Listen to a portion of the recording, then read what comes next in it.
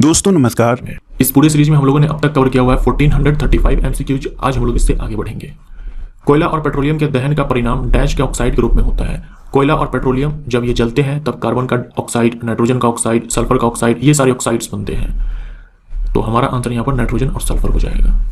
जब कार एक घुमावदार सड़क पर मुड़ती है, उसमें बैठे यात्री स्वयं पर केंद्र की विपरीत दिशा में एक बल महसूस करते हैं। यह बल डैश के कारण होता है। ये चीज आपने भी फील किया होगा। मान लो आप कार में बैठे हो या फिर आप बाइक पर बैठे हो, जिस दिशा में बाइक मुड़ रही है या फिर कार मुड़ रही है, मान लो कार या फिर बाइक इस दिशा में मुड़ रही है, तो आप अपने ऊपर इसके विपरीत दिशा में एक बल को महसूस करते होंगे।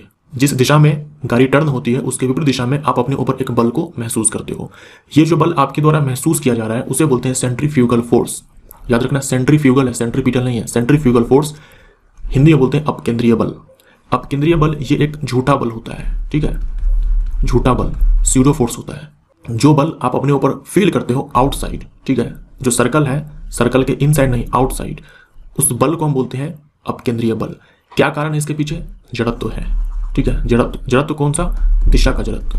3 प्रकार के जड़त्व होते हैं, गति का जड़त्व, विराम का जड़त्व, दिशा का जड़त्व। तो यह है दिशा का जड़त्व। जड़त्व का मतलब मैं आपको ऑलरेडी बता चुका हूं, ये परिवर्तन नहीं होने देना चाहता है। यहां पर दिशा का जड़त्व है, यानी कि ये दिशा में परिवर्तन नहीं होने देना चाह रहा है, जिसके कारण इस बल को महसूस किया जाता है। किसी विलयन में भिन्न हाइड्रोजन आयन सांद्रता की स्थिति में कौन सा सूचक भिन्न रंग दर्शाता है? हाइड्रोजन के अलग अलग सांद्रता पर ये जो सूचक है ये अलग अलग रंग दिखाता है। यह है यूनिवर्सल पीएच इंडिकेटर। तत्व जिसमें तीसरे आवर्त में उच्चतम इलेक्ट्रॉन संबंध है, हाईएस्ट इलेक्ट्रॉन एफिनिटी। यहाँ पर संबंध का मतलब एफिनिटी है। Highest electron affinity third period में क्लोरीन हो जाएगा। क्लोरीन ये थर्ड पीरियड का एलिमेंट है, तीसरे आवर्त का तत्व है। क्लोरीन पूरे पीरियोडिक टेबल में, केवल थर्ड वाले में ही नहीं, पूरे आवर्त सारणी में सबसे ज्यादा इलेक्ट्रॉन एफिनिटी क्लोरीन के पास है। एक वस्तु का द्रव्यमान 10 kg है, पृथ्वी पर इसका भार क्या होगा? तो भार बराबर होता है वस्तु का द्रव्यमान और गुने में गुरुत्वीय त्वरण। द्रव्यमान है 10 kg और जी का मान लेना है 9.8। आंसर हमारा 98 न्यूटन आ जाएगा। इस तरह के सवाल बताओ मैंने आपको कितने बार करवाया होगा? इस तरह के सवाल मैंने आपको 10 बार करवाया होगा। और इस तरह के सवाल जो है आपके एग्जाम में 50 बार पूछा जा चुका है। ये सवाल लेने के पीछे कारण ये है ताकि मैं उनको बता पाऊं, उन स्टूडेंट्स को जो ये बोलते हैं कि मैं न्यूमेरिकल को इग्नोर कर रहा हूं। आप सिर्फ ये बोल रहे हो कि आप न्यूमेरिकल छोड़ रहे हैं, बहुत सारे न्यूमेरिकल पूछे गए हैं, आप नहीं करवा रहे हैं। आप केवल ये मत देखो ना कि न्यूमेरिकल बहुत सारे पूछे गए, आप ये भी तो देखो कि न्यूमेरिकल किस टाइप के पूछे गए हैं।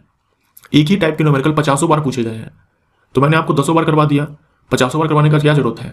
आप जानते हो कि सवाल बहुत सारे हैं, बहुत सारे सवाल है, उसको खत्म करवाने हैं, तो मैंने आपको 5 बार 6 बार करवा दिया। उसके बाद उस टाइप के जितने भी सवाल है वो आप खुद बना दोगे। तो आप ये मत बोलो ना कि बहुत सारे सवाल पूछे गए, आप नहीं करवा रहे हो, आप नहीं करवा रहे हो, आप छोड़कर चल रहे हो। आप ये भी देखिए कि जो सवाल पूछे गए हैं न्यूमेरिकल के वो किस टाइप के हैं, तब आपको मालूम चलेगा कि एक ही टाइप का न्यूमेरिकल 50 बार पूछा जा चुका है। और जितने भी टाइप के न्यूमेरिकल पूछे गए हैं उन सारे ही टाइप्स को मैं आपको ऑलरेडी करवा चुका हूं। जब मैं वॉल्यूम 1 करवा रहा था ना, तभी वो सारे टाइप्स कवर हो चुके हैं। जब भी कोई नया टाइप आता है मैं आपको जरूर करवाता हूँ। जैसे पिछले वीडियो में, पिछले पार्ट में आपने देखा था, पिछले पार्ट में हमने देखा था पीवी बराबर एनआरटी पर सवाल था, मैंने आपको बताया क्योंकि वो नया टाइप था एक। फिर एक सवाल था जहां ये मानना था कि F inversely proportional to R to the power N, ये एक नया टाइप था, मैंने आपको बताया कि नहीं बताया? बताया। तो जब भी कोई नया टाइप आएगा ना मैं आपको जरूर करवाऊंगा। अगर मैं छोड़ रहा हूं इसका मतलब ये है कि वो सवाल आपको मैं ऑलरेडी करवा चुका हूं। वो सवाल का मतलब उस टाइप का सवाल मैं आपको ऑलरेडी करवा चुका हूं, इसीलिए मैं नहीं करवा रहा हूं। तो सिर्फ आप ये मत कमेंट कीजिए कि आप नहीं करवा रहे हैं। आप स्टार्टिंग से देखो ना सीरीज को, आप स्टार्टिंग से सीरीज देखो, सारे सवाल आपके कवर हो जाएंगे। ये सवाल मैं नहीं लेता, केवल बस इसी चीज को बताने के लिए मैंने लिया हुआ है। इस तरह के सवाल कई बार मैं आपको करवा चुका हूँ। ऐसे 50 सवाल है, इस तरह के 50 सवाल है। यहाँ 10 kg दिया है, किसी में 5 kg देगा, किसी में 15 kg देगा, किसी में 20 kg देगा। इस तरह के कई सारे सवाल हैं। तो जब मैंने आपको ये एक बार बता दिया तो क्या आप नहीं बता पाओगे? जब यहाँ पर 10 की जगह 15 आ जाएगा तो आप नहीं बता पाओगे। कभी कोई बोल देगा कि जी का मान 10 लेना है, तो क्या आप नहीं बता पाओगे? बता दोगे ना। तो आप समझिए इस चीज को। आप सिर्फ ये मत बोलिए कि छोड़ रहे हैं। जिस टाइप का सवाल छोड़ा जा रहा है वो जो टाइप आपको ऑलरेडी करवाया जा चुका है, इसलिए आप ये टेंशन मत लो। आप अपना कॉन्फिडेंस बेकार का लूज मत करो। बहुत सारे सवाल छोड़ दिए, न्यूमेरिकल नहीं करवाए हैं, तो पता नहीं न्यूमेरिकल बनेगा या नहीं बनेगा। इस तरह से आपका कॉन्फिडेंस डाउन हो जाएगा। इसलिए मैं आपको बोल रहा हूँ कि जो भी छोड़े जा रहे हैं सवाल वो ऑलरेडी करवाया जा चुका है। उस टाइप का सवाल ऑलरेडी करवाया जा चुका है और जब भी कोई नया टाइप आएगा आपको जरूर करवाया जाएगा। सो आप बिंदास रहिए। पृथ्वी की परत में स्वाभाविक रूप से होने वाले अकार्बनिक तत्व या यौगिक को कहा जाता है। पृथ्वी के भूपर्पटी में प्राकृतिक रूप से जो तत्व या फिर यौगिक पाए जाते हैं उसे हम लोग खनिज बोलते हैं। और जिस खनिज से धातु को प्राप्त किया जा सकता है उसे हम उस धातु का अयस्क बोलते हैं। तो याद रखिएगा, सारे अयस्क खनिज है लेकिन सारे खनिज अयस्क नहीं है। उसी खनिज को अयस्क बोलेंगे जिस खनिज से हम धातु को प्राप्त कर सकते हैं। यदि दो वस्तुओं के बीच की दूरी सामान्य दूरी से 6 गुना अधिक हो जाए तो F हो जाता है। दो वस्तु के बीच लगने वाला बल गुरुत्वाकर्षण बल होता है, जो कि F inversely proportional to R square होता है। अगर ये R पहले का 6 गुना हो चुका है, यानी कि 6R हो चुका है, तो ये जो बल है ये पहले का 1/36 हो जाएगा, F इंटू 1/36 हो जाएगा। देखो उल्टा रिलेशन है ना, तो अगर हम R को बढ़ाएंगे तो बल पहले से बहुत ही कम हो जाएगा, हम R को थोड़ा सा बढ़ाएंगे बल पहले से बहुत ज़्यादा कम हो जाएगा, क्योंकि यहाँ पर स्क्वायर लगा हुआ है। इसीलिए जब मैंने इसे 6 टाइम इंक्रीज किया तो बल पहले का 1/36 हो चुका है। सी हमारा राइट आंसर। यहाँ देखना 6 गुना अधिक हो जाएगा, मतलब आप ये मत करना कि R + 6R, ठीक है। यहाँ पर 6 गुना अधिक का मतलब है कि पहले का 6 गुना हो जाएगा सिंपली। अब देखिए इस तरह के सवाल मैंने आपको इससे पहले बस एक बार करवाया हुआ है, सिर्फ एक बार करवाया हुआ है। यहाँ सेकेंड टाइम आया है, मैंने ले लिया। तो अब इस चीज़ का ध्यान में रखिएगा, जब भी नया टाइप आएगा उसको मैं जरूर करवाऊंगा। एक विद्युत परिपथ में आरेख में सेल के चिन्ह में एक लंबी और छोटी होती है, लंबी रेखा डैश टर्मिनल को दर्शाती है। सेल को हम लोग ऐसे डिनोट करते हैं, एक लंबी लाइन और एक छोटी लाइन, इस प्रकार से। ये होता है पॉजिटिव टर्मिनल और ये होता है नेगेटिव टर्मिनल, तो धनात्मक हमारा आंसर हो जाएगा। अब ये 3 कथन दे रखे हैं, आपको बताना है कौन सत्य है। यहाँ देखो क्या लिखा हुआ है, बेटी कोशिकाओं। बेटी कोशिका आपने कभी किताब में पढ़ा है? बेटी कोशिका डॉटर सेल होता है लिखा हुआ अंग्रेजी में, डॉटर सेल, और हिंदी में संतति कोशिका। बेटी कोशिका आपको नहीं मिलेगा, ये केवल आपको रेलवे के एग्जाम में मिलेगा, क्योंकि यहाँ पर गूगल ट्रांसलेशन का इस्तेमाल होता है। मूल कोशिका यानी कि पेरेंट सेल, जनक कोशिका, और यहाँ पर डॉटर सेल यानी कि संतति कोशिका, जिसे यहाँ पर लिखा हुआ है बेटी कोशिका। तो यहाँ पर स्टेटमेंट ये बोला जा रहा है कि जैसे कि पैरामीशियम, लिशमीनिया, क्रिप्टोमोनास, बैक्टीरिया, अमीबा, इन सब में एक जनक सेल से, एक जनक कोशिका से 2 संतति कोशिका का निर्माण होता है। क्या ये सही है? ये स्टेटमेंट सही है। उसके बाद बोला है कि कुछ ऐसे भी होते हैं विखंडन, ये क्या है? द्विविखंडन है। कुछ विखंडन ऐसे भी होते हैं जिनमें एक जनक कोशिका से कई सारे संतति कोशिका बन जाते हैं, जैसे कि प्लाज्मोडियम में होता है, तो ये स्टेटमेंट भी सही है। उसके बाद तीसरा ये बोला है कि पेरेंट सेल से, जैसे कि हाइड्रा के अंदर में होता है, हाइड्रा में क्या होता है, पहले एक बड निकलता है, यहाँ पे एक बड निकलता है, फिर ये बड अलग हो जाता है और एक नया हाइड्रा बन जाता है। ऐसा हाइड्रा में होता है बडिंग, जिसको हम बोलते हैं मूकुलन बोलते हैं। ये चीज़ यहाँ पर लिखा हुआ है कि मूकुलन में क्या होता है, कली जीव के शरीर से निकलती है, यह कली आकार लेती है और एक पूर्ण अस्तित्व को प्राप्त कर लेती है, यानी कि एक नया स्वतंत्र जीव बन जाती है। ऐसा बडिंग में होता है, और ये चीज़ हाइड्रा में होता है। यहाँ देखो स्पाइरोगेरा लिखा हुआ है और प्लेनेरिया लिखा हुआ है। प्लेनेरिया में पुनर्जनन होता है, स्पाइरोगेरा में फ्रेगमेंटेशन होता है।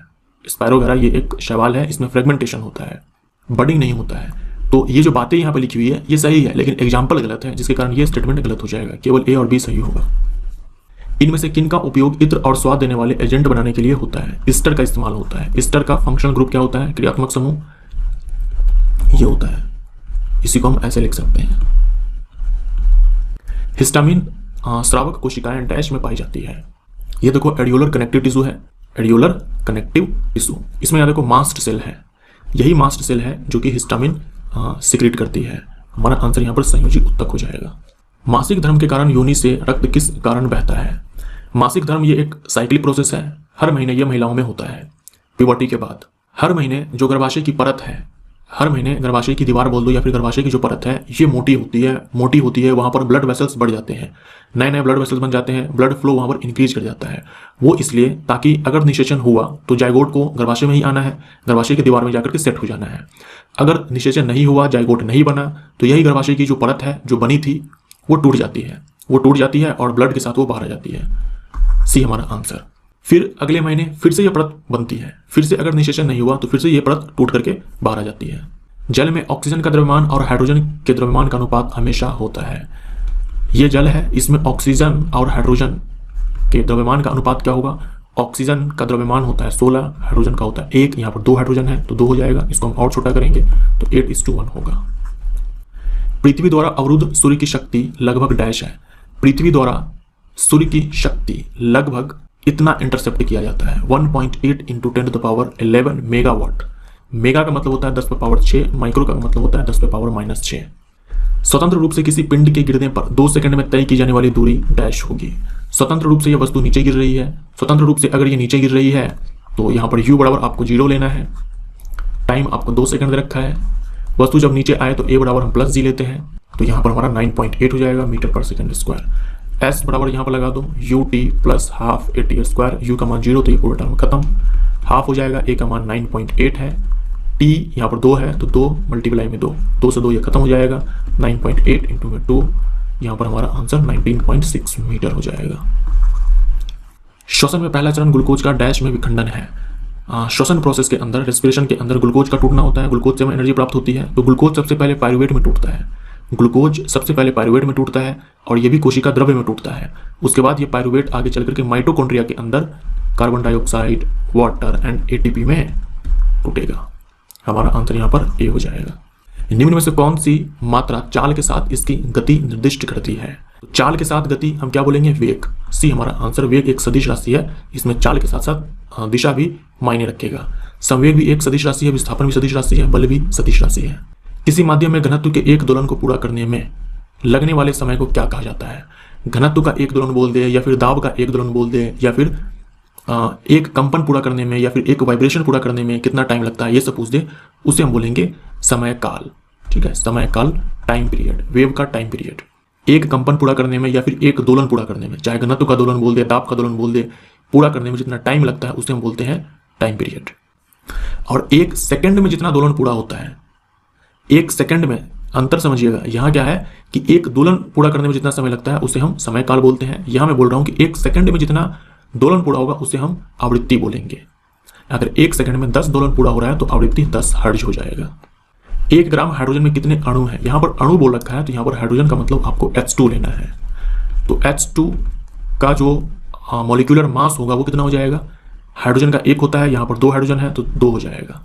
तो ये 2 AMU है, यह है मॉलिक्यूलर मास। यहाँ से AMU हटाओ, ग्राम लगाओ, ये हो जाएगा 1 मोल। और 1 मोल में 6.022 इंटू 10⁻23 इतने मॉलिक्यूल्स होते हैं, इतने अणु होते हैं। आपसे पूछा है 1 ग्राम में, तो 1 ग्राम में निकालने के लिए इसमें आप भाग लगा दो 2 से, ये हो जाएगा 3.011 इंटू 10⁻23, 3.01। यहाँ पर है Al+3 का इलेक्ट्रॉनिक विन्यास, एल्यूमिनियम एटॉमिक नंबर 13, इलेक्ट्रॉनिक विन्यास कितना हो जाएगा? 283, यही होगा। आपसे अब बोल रखा है कि एल्यूमिनियम 3+ का बताओ। इसमें क्या था? ये तो उदासीन था, तो इसमें 13 प्रोटॉन और 13 इलेक्ट्रॉन है। ये अब उदासीन नहीं रह चुका है, ये एक धनायन हो चुका है। तो प्रोटॉन तो 13 ही होने वाला है, लेकिन इलेक्ट्रॉन यहाँ पर 10 हो जाएगा क्योंकि 3 इलेक्ट्रॉन यहाँ से निकल चुका है। तो इलेक्ट्रॉनिक विन्यास 28 सिंपली रह जाएगा, सिंपली 28। ये हमारा आंसर।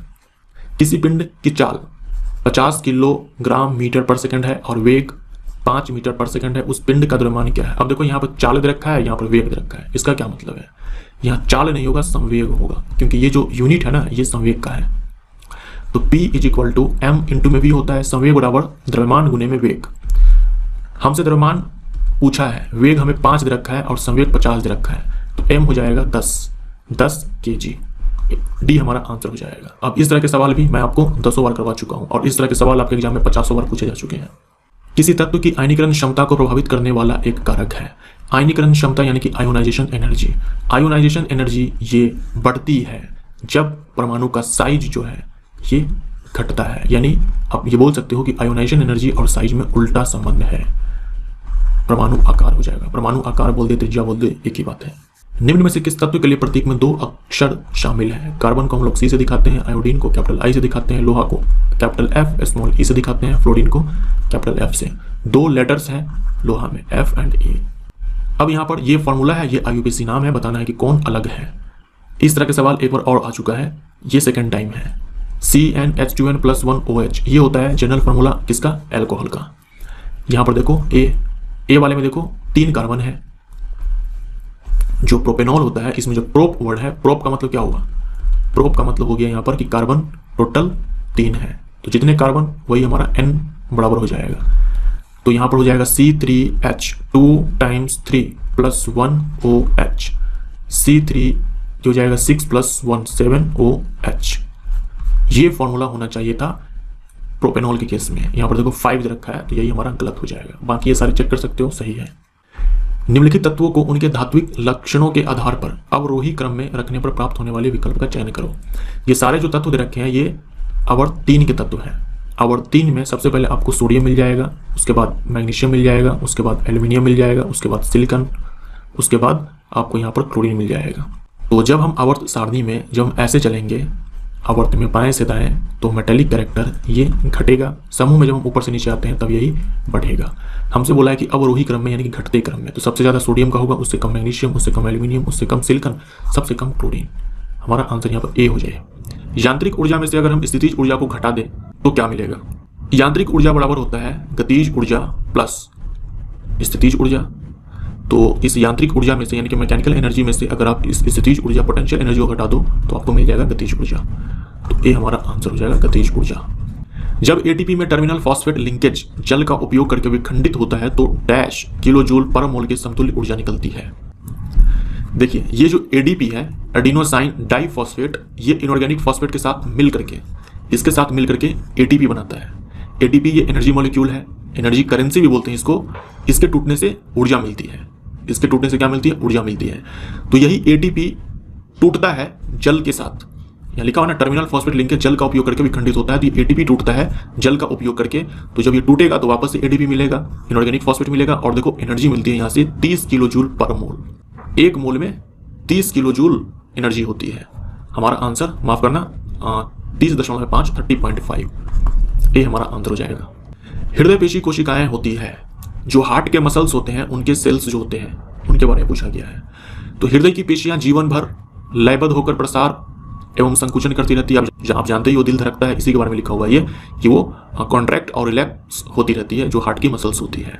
और जो हार्ट की मसल्स हैं वो क्या है? इनवॉलंटरी मसल है, अनैच्छिक है, यानी आपके इच्छा के अनुसार वो काम नहीं करती है। जो हृदय की पेशी है वो आपकी इच्छा के अनुसार काम नहीं करती है, इसीलिए ये अनैच्छिक पेशी है। और इसे हम लोग बोलते हैं कार्डियक पेशी, हृदयक पेशी या फिर कार्डियक मसल बोल दो। हृदय की पेशी कोशिकाएं बेलनाकार शाखाओं वाली और एक केंद्रीय होती है, यानी कि एक सेल के अंदर, एक कोशिका के अंदर एक ही न्यूक्लियस होता है। तो ये बेलनाकार होती है, शाखाओं वाली होती है, ब्रांच्ड होती है और यूनि न्यूक्लिएट होती है।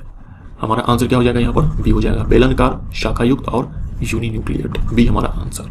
निम्न में से कौन सा जीव मत्स्य वर्ग से संबंधित है? मत्स्य वर्ग के अंदर मछलियां आती है, लेकिन आप ये भी जानते होंगे कि कुछ जानवर ऐसे होते हैं जिनके नाम में आपको मछली तो दिखेगा, फिश तो आपको दिखेगा, बट एक्चुअल में फिश वो होता नहीं है।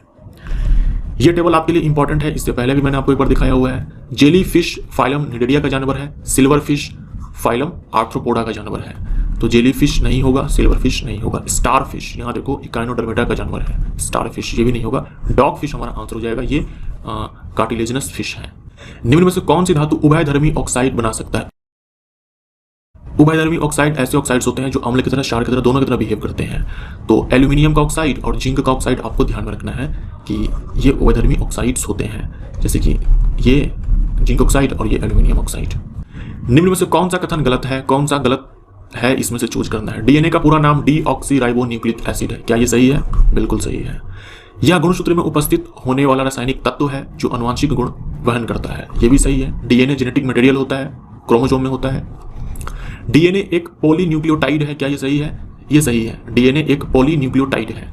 न्यूक्लियोटाइड डीएनए का ही मूलभूत संरचनात्मक इकाई है, तो न्यूक्लियोटाइड ही यूनिट होता है जो बहुत सारे न्यूक्लियोटाइड्स मिल करके बनाते हैं पॉलीन्यूक्लियोटाइड, और यही डीएनए कहलाएगा, जो दो अवयवों से मिलकर बनी होती है। देखो यहाँ तक तो सही था, यहाँ तक तो सही था, लेकिन ये जो लाइन बोल दिया ना, यही इसको गलत कर देगा। यहाँ पे दो अवयव नहीं, तीन अवयव। तीन अवयव कौन सा? एक तो आपका पेंटोज शुगर हो जाएगा, पहला ये होता है।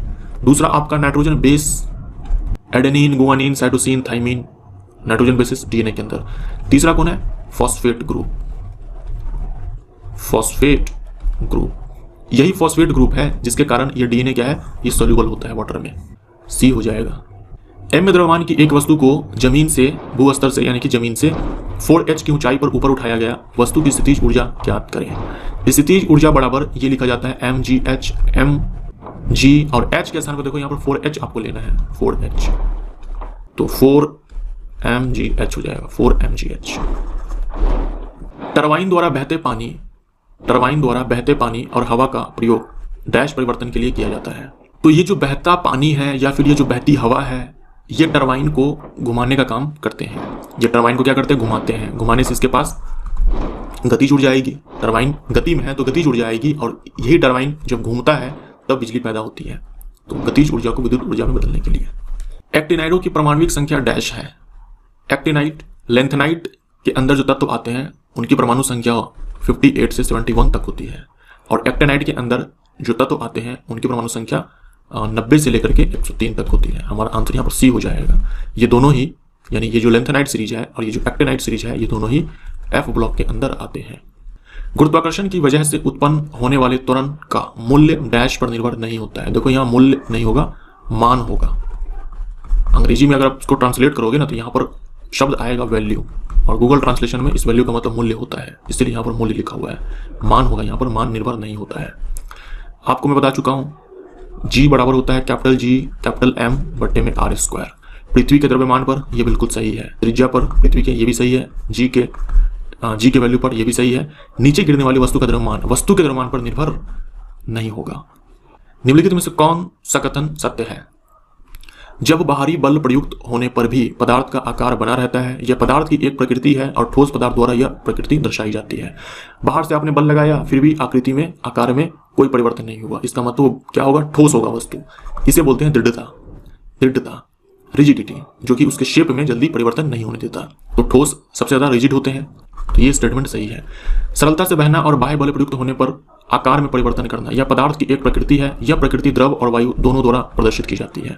ये भी हमारा स्टेटमेंट सही है। आसानी से बहना, बाह्य बल प्रयुक्त होने पर आकार में परिवर्तन करना, यह पदार्थ की प्रकृति है, यह प्रकृति द्रव और वायु दोनों द्वारा प्रदर्शित की जाती है, दिखाई जाती है। यह स्टेटमेंट सही है, क्योंकि द्रव और वायु के पास क्या है? फ्लूइडिटी है, तरलता है, तो ये बहते हैं द्रव और वायु दोनों, और इनके आकृति में भी परिवर्तन किया जा सकता है। तो ए और बी दोनों सत्य है।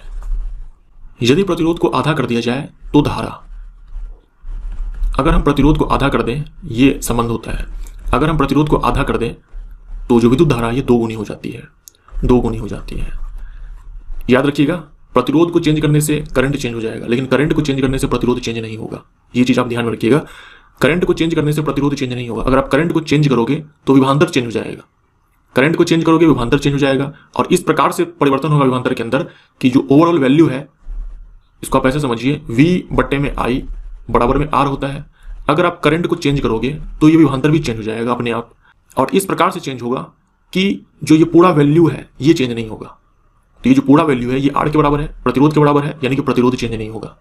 आप I चेंज करोगे V चेंज हो जाएगा, और ओवरऑल वैल्यू चेंज नहीं होगा।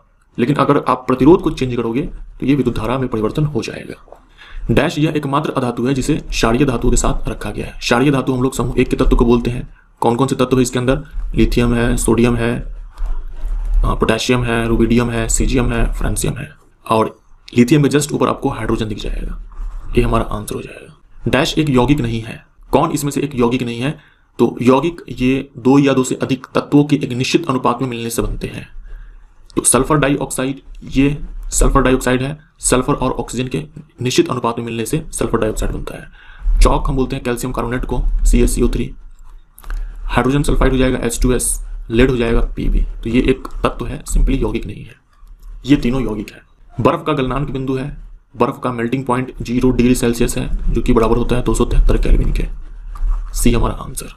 एक आपने सुना होगा absolute zero temperature, absolute zero temperature, परम शून्य ताप। परम शून्य ताप क्या होता है? 0 केल्विन होता है, 0 डिग्री सेल्सियस नहीं होता है। 0 केल्विन को हम लोग परम शून्य ताप बोलते हैं। मटर के पौधे में डैश कैरेक्टर रिसेसिव होते हैं। मेंडल ने मटर के प्लांट को चूज किया था। मेंडल ने ये चूज किया था कि कौन डोमिनेंट है, कौन रिसेसिव है, कौन है प्रभावी। यह है आपका प्रभावी और यह है अप्रभावी। प्रभावी लक्षण और अप्रभावी लक्षण। फूलों का रंग उन्होंने देखा, फूलों के रंग में उन्होंने देखा कि जो गुलाबी बैंगनी रंग के जो फूल है ये ज्यादातर मटर के प्लांट में देखे जाते हैं, तो ये प्रभावी है। और श्वेत रंग का यानी कि सफेद रंग का जो फूल है ये अप्रभावी है, यानी कि ये बहुत ही कम देखे जाते हैं मटर के प्लांट में। बीज में उन्होंने देखो, बीज में उन्होंने बीज के आकृति को देखा और रंग को देखा। आकृति में देखा कि राउंड वाला बीज ज्यादा होता है मटर के प्लांट में, तो ये डोमिनेंट हो जाएगा, और जो रिंकल्ड है, झुर्रीदार है, ये रिसेसिव है। हमारा आंसर यहाँ पर सी हो जाएगा। बीज में उन्होंने कलर भी देखा, रंग भी देखा। येलो वाला जो था बीज ये ज्यादा था, डोमिनेंट था, और ग्रीन वाला रिसेसिव था। पॉड का कलर देखा उन्होंने, पॉड के कलर में उन्होंने देखा कि जो ग्रीन कलर का पॉड है यानी कि फली जो है, फली का रंग, पॉड में भी उन्होंने दो देखे, दो कैरेक्टर्स लिए जिनके अंदर 4 ट्रेट्स होंगे। तो पॉड के कलर यानी कि फली का रंग, ग्रीन वाला डोमिनेंट था और येलो वाला रिसेसिव था। पॉड के शेप में जो इन्फ्लेटेड था वो डोमिनेंट था, और जो कंस्ट्रिक्टेड यानी कि सिकुड़ा हुआ ये अप्रभावी था। हाइट में देखा, प्लांट के हाइट में कि टॉल वाला डोमिनेंट था, शॉर्ट वाला अप्रभावी। डोमिनेंट कहने का मतलब ये हुआ कि ज्यादातर ये देखे जाते हैं, रिसेसिव वाले का मतलब हुआ कि ये कम देखे जाते हैं। फ्लावर की अगर हम बात करें, फ्लावर की पोजीशन की अगर बात करें, तो जो एक्सियल फ्लावर है यानी कि जो साइड में निकलता है, साइड में निकलता है, ठीक है, जो साइड में फूल निकलते हैं ये एक्सियल होता है। तो ज्यादातर प्लांट में, मटर के प्लांट में एक्सियल पोजीशन पर फूल निकलते हैं, टर्मिनल पर कम निकलते हैं। टर्मिनल यानी कि यहाँ सबसे ऊपर किनारे पर, एंड पॉइंट पर। निम्नलिखित में से कौन सा एक भौतिक परिवर्तन है? भौतिक परिवर्तन बर्फ का पिघलना है, ये हमारा आंसर हो जाएगा, बर्फ का पिघलना। बाकी ये तीनों जो है ये है रासायनिक परिवर्तन। पिन्ना डैश का बाह्य भाग है। जो आप कान देखते हो बाहर से, आप अपना कान ले लो, आपके सामने जो भी बैठा है उसका कान देख लो, बाहर में जो कान का हिस्सा दिख रहा है वही है पिन्ना। तो हमारा आंसर यहाँ पर कान हो जाएगा। एक चुंबक के आसपास की जगह के लिए शब्द क्या है जहां इसके प्रभाव का पता लगाया जा सकता है? तो एक चुंबक अपने आसपास चुंबकीय क्षेत्र बनाता है, चुंबकीय क्षेत्र बनाता है जहां पर इसके प्रभाव को अनुभव किया जा सकता है। जैसे मान लीजिए ये एक चुंबक है, तो इस चुंबक के आसपास क्या होगा? चुंबकीय क्षेत्र बनेगा, एक चुंबकीय क्षेत्र बनेगा। तो यहां पर अगर आप कोई दूसरा चुंबकीय पदार्थ ले आओ या फिर दूसरा कोई चुंबक ले आओ, तो इसका इस पर प्रभाव देखा जाएगा। ये चुंबक इसको अपनी ओर खींचेगा या फिर अपने से दूर भगाएगा। वहीं अगर कोई चुंबकीय पदार्थ को आप यहां पर डाल दो तो इस चुंबक का इस पर कोई प्रभाव नहीं पड़ेगा। डैश ने सुझाव दिया था कि तत्वों के प्रतीक को तत्व के नाम के एक या दो अक्षरों से बनाया जा सकता है, ऐसा कहा था बर्जीलियस ने। डी हमारा आंसर हो जाएगा। डाल्टन जो प्रतीक दिया करते थे वो ये थे, पिक्टोरियल थे, पिक्चर के माध्यम से। फिर बर्जीलियस आए, इन्होंने कहा कि हम क्या करेंगे, तत्व का जो नाम है उसी के नाम से क्या करेंगे, एक या दो अक्षर चुनेंगे और वहां से हम लोग प्रतीक बना देंगे। इनमें से कौन सा कथन लिंग संबंधित निर्धारण के बारे में गलत है? एक पुरुष में X गुणसूत्र और एक Y गुणसूत्र होता है, तो ये सही है। टोटल जो क्रोमोसोम्स होते हैं वो 46 होते हैं। तो मेल के अंदर ये होता है 44 प्लस XY ये सेक्स क्रोमोसोम है, और फीमेल के अंदर, महिलाओं के अंदर ये 44 प्लस XX होता है, यानी दोनों सेम ही होते हैं सेक्स क्रोमोसोम्स।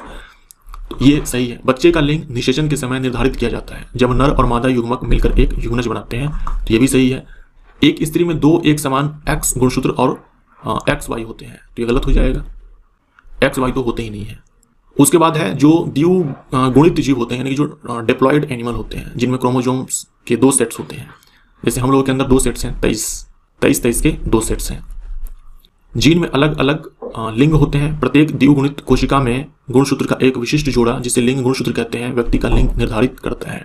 तो गुणसूत्र का एक विशिष्ट जोड़ा यानी कि खास जोड़ा, जैसे मेल के अंदर XY है, फीमेल के अंदर XX है, यही है जो लिंग डिसाइड करते हैं कि बच्चे का लिंग क्या होगा। तो ये भी हमारा सही हो जाएगा। तो गलत हमें चूज करना था, तो सही हो जाएगा। निम्नलिखित में से गलत कथन चुने। पत्तियों में कोशिकाओं की ऊपरी और निचली परत। तो पत्तियों की जो ऊपरी परत और निचली परत होती है, पत्तियों की जो ऊपरी परत और निचली परत होती है उसे हम लोग एपिडर्मिस बोलते हैं। ये अपर एपिडर्मिस और नीचे से लोअर एपिडर्मिस। तो एपिडर्मिस का काम होता है प्रोटेक्शन का, ठीक ना, तो आंतरिक भागों की रक्षा करती है, ये सही हो जाएगा। और एपिडर्मिस में ही क्या होते हैं, स्टोमेटा होते हैं। स्टोमेटा होते हैं जहां से गैसों का आदान प्रदान होता है, और स्टोमेटा के थ्रू ही ट्रांसपिरेशन होता है, वाष्पोत्सर्जन होता है, तो ये भी सही हो जाएगा। पानी की मात्रा को नियंत्रित करती है। भोजन का संश्लेषण ये मीजोफिल सेल्स के अंदर होते हैं। इस एपिडर्मिस के नीचे मीजोफिल सेल्स होते हैं, मीजोफिल कोशिकाएं होती है जिनमें फोटोसिंथेसिस होता है। तो सी हमारा आंसर हो जाएगा। हमें यहाँ पर एपिडर्मिस के बारे में बताना था। तो एपिडर्मल सेल्स में फोटोसिंथेसिस नहीं होता है, मीजोफिल सेल्स में होता है। पौधे प्रजनन की किस विधि द्वारा उत्पन्न होते हैं जिसमें अनुवांशिकीय रूप से जनक के सभी गुण पौधे में होते हैं? ये हो जाएगा वर्धी जनन। अब देखो यहाँ पर वर्धी जनन का मतलब कायिक प्रवर्धन है। कायिक प्रवर्धन के ऊपर तो कई सारे सवाल हैं, लेकिन कायिक प्रवर्धन वर्ड नहीं मिलेगा आपको, अलग अलग वर्ड मिलेगा हर सवाल में। यहाँ वर्धी जनन है, इससे पहले जो सवाल आया था वहां पर कुछ और ही था। तो कायिक प्रवर्धन ये एक अलैंगिक प्रजनन है। जब बिजली पारित करने से एक पदार्थ का नया पदार्थों में अपघटन किया जाता है, इनमें से कौन सी रासायनिक अभिक्रिया होती है? अपघटन जो है ये कई प्रकार से किए जा सकते हैं। अपघटन में क्या होता है कि एक पदार्थ टूटता है, अलग अलग नए पदार्थ बनाता है। तो अगर हम तापमान को दे रहे हैं अपघटन करवाने के लिए तो उसे हम तापीय अपघटन बोल देते हैं या फिर ऊष्मीय अपघटन बोल देते हैं। लाइट दे रहे हो तो फोटोलिटिक डिकम्पोजिशन, और अगर आप करंट दे रहे हो, इलेक्ट्रिसिटी दे रहे हो तो इलेक्ट्रोलाइटिक डिकम्पोजिशन। तो डी हमारा आंसर हो जाएगा। ठोस कोयला को तरल हाइड्रोकार्बन में परिवर्तित करने वाली प्रक्रिया को डैश कहते हैं। ठोस कोयला को तरल हाइड्रोकार्बन में परिवर्तित करना है, इसे कहा जाता है कोल लिक्विफिकेशन। कोल लिक्विफिकेशन यानी कि कोयले का द्रवीकरण। यदि वेग को 2 गुना कर दिया जाए तो संवेग के बारे में और गतिज ऊर्जा के बारे में बताना है। P बराबर हमारा होता है mv। अगर हम वेग को 2 गुना करेंगे तो संवेग 2p हो जाएगा, पहले का 2 गुना। गतिज ऊर्जा बराबर होता है हाफ mv²। अगर हम इसको 2 टाइम्स करेंगे तो ये 4 टाइम्स हो जाएगी, क्योंकि यहाँ पर स्क्वायर है। तो संवेग 2 गुना, गतिज ऊर्जा 4 गुना बढ़ जाएगी, पहले का हो जाएगी 4 गुना हो जाएगी। उन कोशिकाओं के समूह को जिनकी उत्पत्ति और संरचना समान होती है और जो एक विशेष कार्य करने के लिए विशेषज्ञता प्राप्त होते हैं। ये उत्तक की परिभाषा है, अब पढ़ लेना है, ठीक है। ये उत्तक की परिभाषा है। उत्तक ऐसे कोशिकाओं का ये समूह होता है जिनकी उत्पत्ति संरचना एक समान होती है और मिलकर के किसी खास कार्य को करते हैं। ग्राफियन पुटक की गुहिका को क्या कहा जाता है? फॉलिकल की गुहिका को क्या कहा जाता है? देखो ये है ग्राफियन फॉलिकल, ये है संरचना ग्राफियन फॉलिकल का। इसी के बारे में पूछा गया कि इसको क्या कहा जाता है। देखो एंड्रम कहा जाता है, ये हमारा आंसर हो जाएगा। ये ग्राफियन फॉलिकल कहाँ मिलेगा? ओवरी में मिलेगा। ये कहाँ मिलेगा? ओवरी में, अंडाशय में। आप लोग जानते हो कि अंडाशय से अंडाणु निकलता है, यानी कि जो अंडा है फीमेल बॉडी के अंदर, ये अंडाशय से निकलता है। तो ये जो अंडा होता है, यानी कि जो ओवम हम जिसे बोलते हैं या फिर एग बोलते हैं, एक्चुअल में ये सेकेंडरी oocyte होता है। जिसे हम लोग अंडा बोलते हैं ना, वो सेकेंडरी oocyte होता है। यही सेकेंडरी oocyte इस ग्राफियन फॉलिकल के टूटने से बाहर आएगा और फिर अंडाशय से बाहर आएगा और उसी को हम लोग बोलेंगे ओवम या फिर अंडा। निम्न में से किस अधातु को यदि हवा में रखा जाए तो इसमें आग लग जाती है? ये है फास्फोरस। फास्फोरस एयर के कांटेक्ट में आने से इसमें आग लग जाती है। फास्फोरस अधातु है, ध्यान में रखना, अधातु के बारे में बोला है। डैश गुर्दे की नलिका की परत में मौजूद होती है। गुर्दे की नलिका यानी कि रीनल टिब्यूल। रीनल टिब्यूल हमारा आंसर यहाँ पर हो जाएगा क्यूबोइडल एपिथेलियम। एपिथेलियम टिश्यू है ये। एपिथेलियम टिश्यू कई प्रकार के होते हैं, कॉलमनर है, क्यूबोइडल है, स्क्वामस है। तो जो रीनल टिब्यूल है, गुर्दे की जो नलिका है, उसमें आपको क्यूबोइडल एपिथेलियम उत्तक देखने को मिलेगा।